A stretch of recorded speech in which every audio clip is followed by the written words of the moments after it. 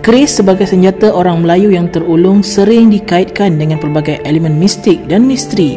Namun di sebalik persepsi itu, ada rahsia dalam seni pembuatan keris yang dikatakan mampu mengangkat wibawa pemiliknya. Dalam dunia keris, peminat dan pengumpul senjata itu sentiasa mencari rahsia yang ada dalam rumpun keris 7 beradik, iaitu himpunan pembuatannya yang didakwa melengkapkan sebuah kerajaan. Pemilikan koleksi keris terbabit dikatakan mampu membuatkan pemiliknya dengan izin Allah memiliki wibawa tersendiri dan mendapat kemudahan dalam urusan kehidupan.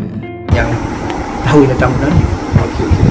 Okey. Ada Ahmad yang memperkenalkan waktu yang pertama.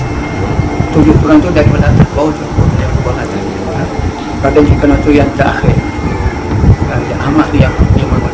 Okey, jadi kalau nak dikaitkan dengan tadi elemen tuak, elemen khasiat dia lah kan, rahsia hikmat senjata lah, yang 7 turunan ataupun 7 beradik, bagaimana dapat cikgu uraikan apa dia, kenapa agung, kenapa Perdana Menteri pangkat-pangkat ni bergantung kepada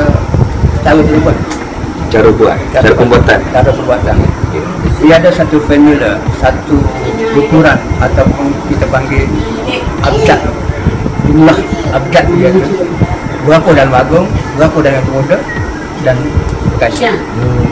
Jadi pangkat agung itu bergantung kepada abjad, kepada ukuran. Itulah yang lain. Ukuran tu ni besar pendek ke apa? Abjad. Tapi untuk memudahkan orang faham, kita kata ukuran. So ukuran tu adakah besar pendek ke tak? Bukan.